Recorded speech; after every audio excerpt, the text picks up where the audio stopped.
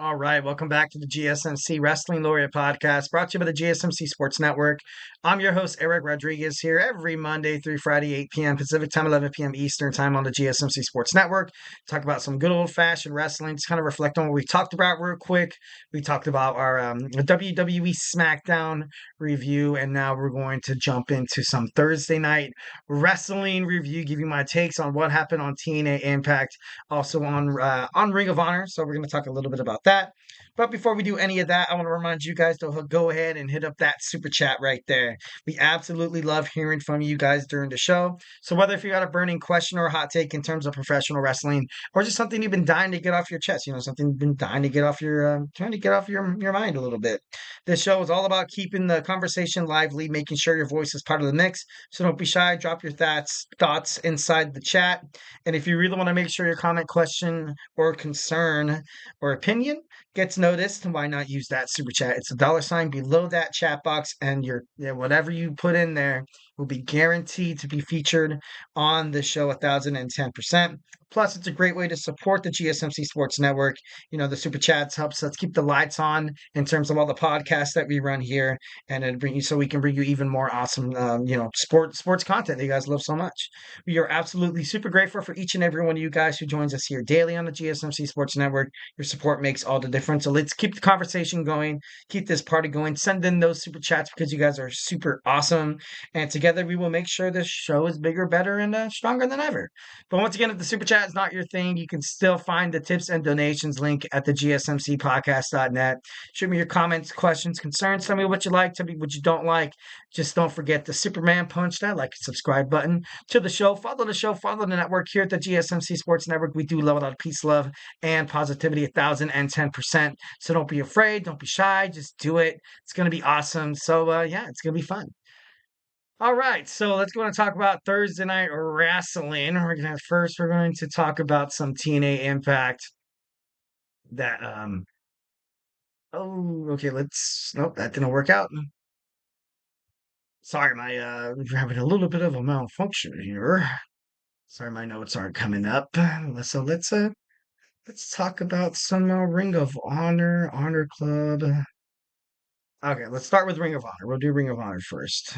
First and foremost, you guys know there was a proving ground tag team match that happened.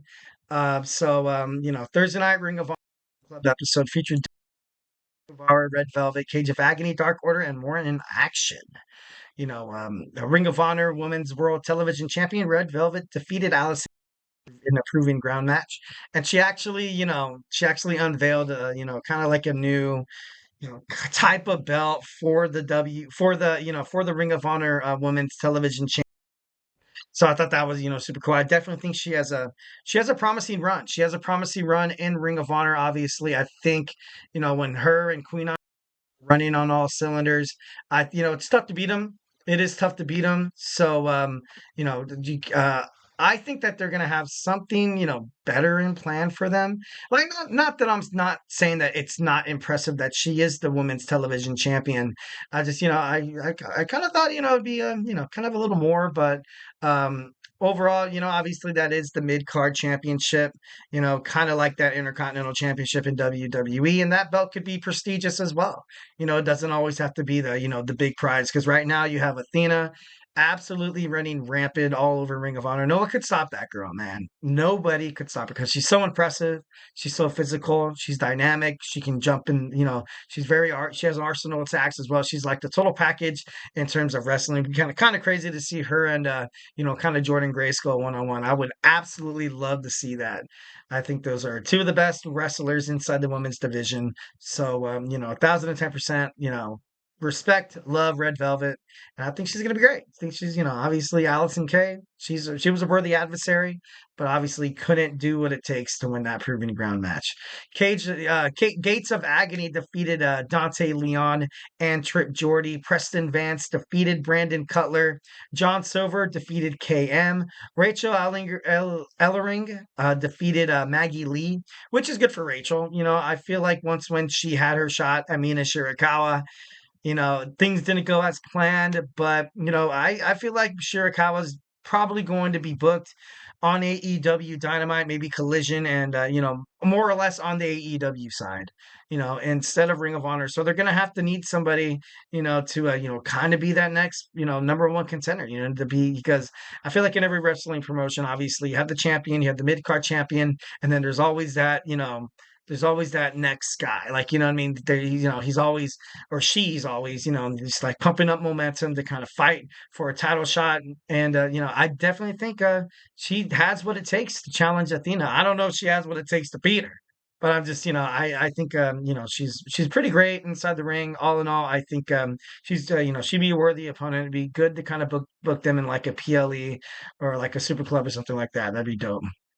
The infantry defeated the Spanish announce project. Obviously, like I kind of saw this coming. The infantry feel a little, they kind of cut a promo where, they more or less kind of said, like, hey, like we're still in the tag team division. Don't you be stepping over us. You know what I mean? So the infantry, super impressive. Absolutely super impressive. It'd be kind of cool to see them, go up against Dustin Rhodes and Sammy Guevara in a proving ground match, probably within the foreseeable future. I would probably book that match within a couple of weeks. I think that'd be pretty badass.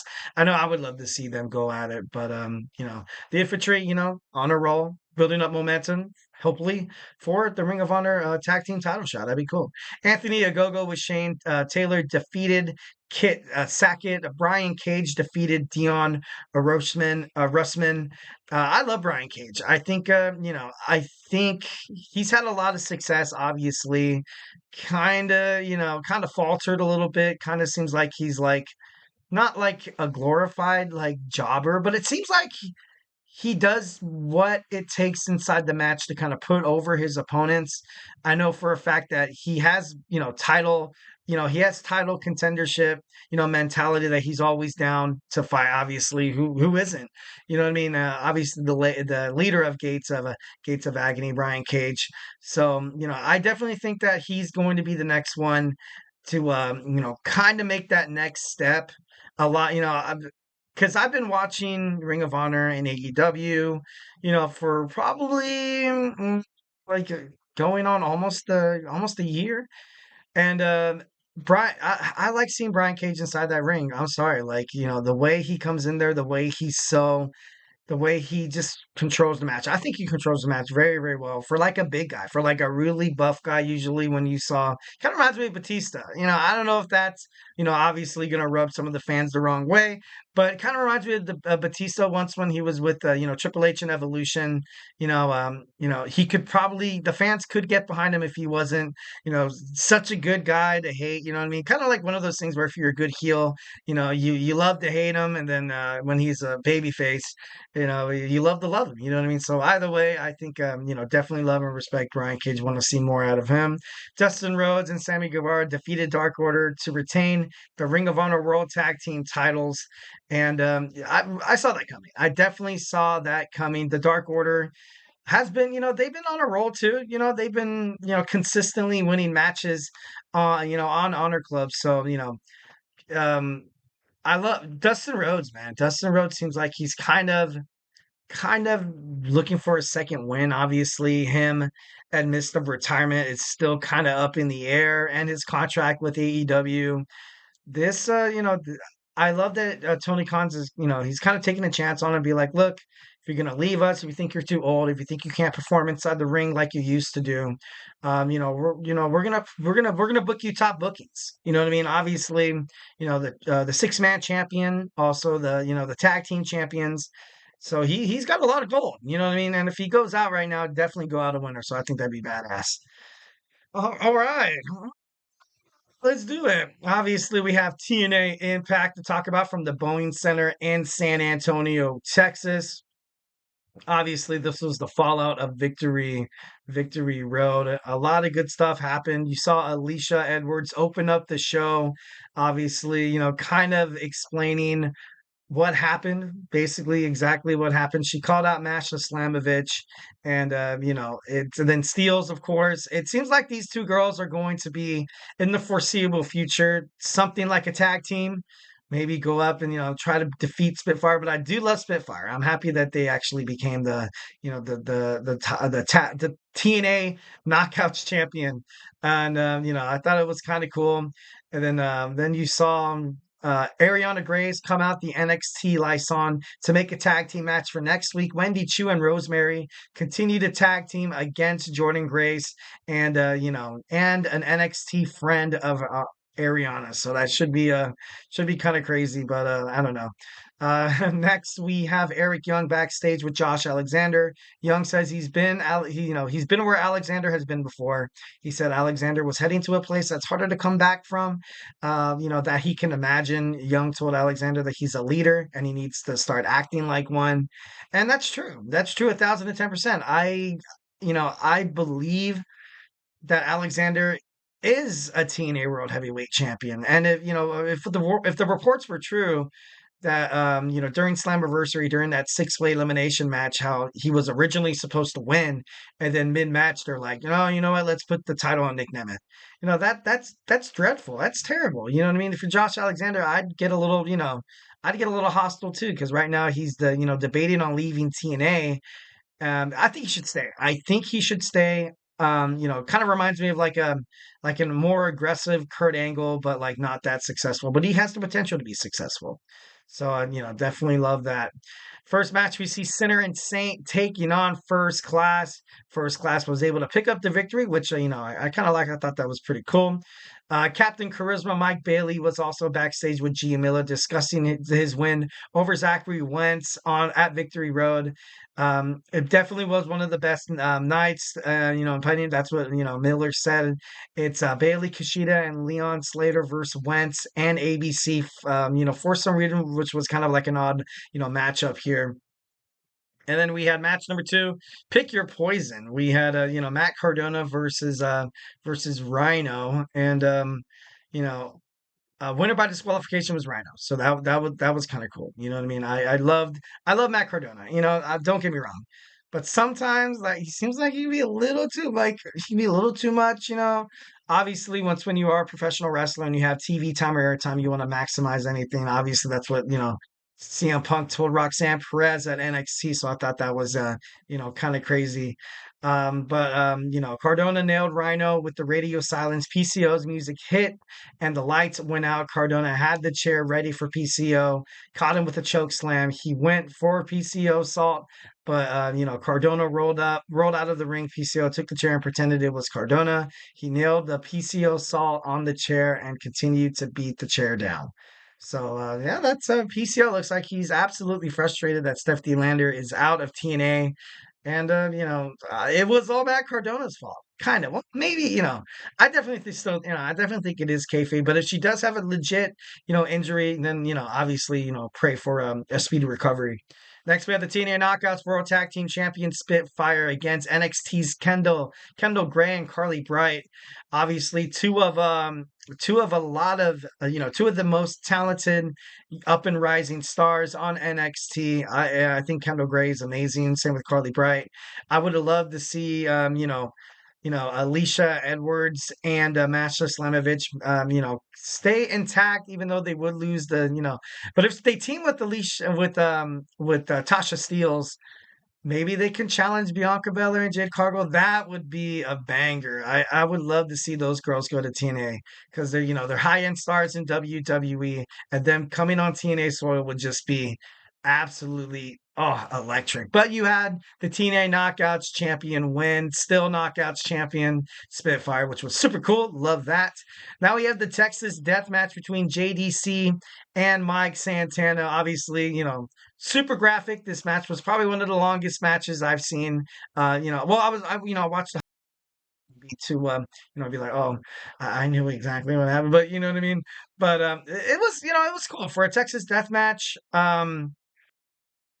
Was the perfect balance between adding weapons and wrestling and so I thought it was kind of cool. You know what I mean? The official match time, it was said to be 16 minutes, and kind of crazy And they say we didn't get all that on TV, so that's probably why the highlights were kind of, kind of jumbled together. But Mike Santana was able to pick up the win, which is good. I think Mike Santana has a, a bright future, and well, still has, he's kind of been there for quite a bit for TNA. So yeah, definitely love that.